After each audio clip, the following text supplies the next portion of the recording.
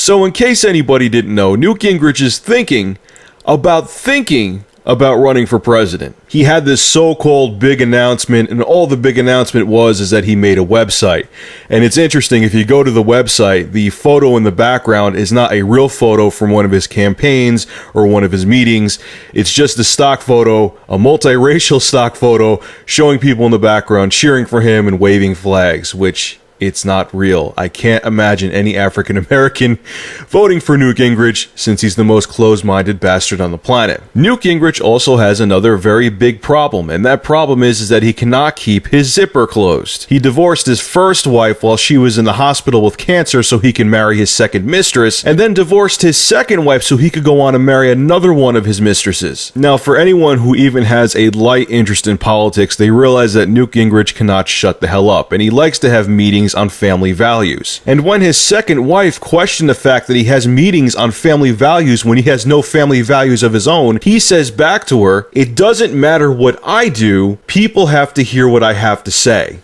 Wow. Then to top it all off, when Boy Genius was questioned by the Christian Broadcast Network about his infidelity, this is what he said, and I quote, "There's no question at times of my life, partially driven by how passionately I feel about this country, that I worked far too hard and things happened in my life that were not appropriate." So let me get this straight. You're blaming the fact that you screwed around on your wives was due to the fact that you were so passionate about your country, about the United States, about us, that you couldn't control your penis. Think about that.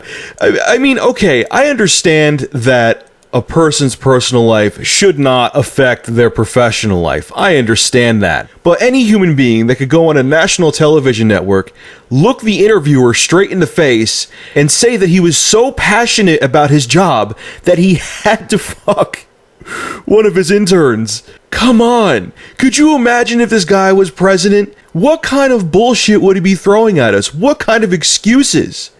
Like I said, I understand that someone's personal life should not go into their professional life or affect their professional life. But if a guy can say something like this, and he's not president, what kind of bullshit would this guy throw at us if he, God forbid, became president?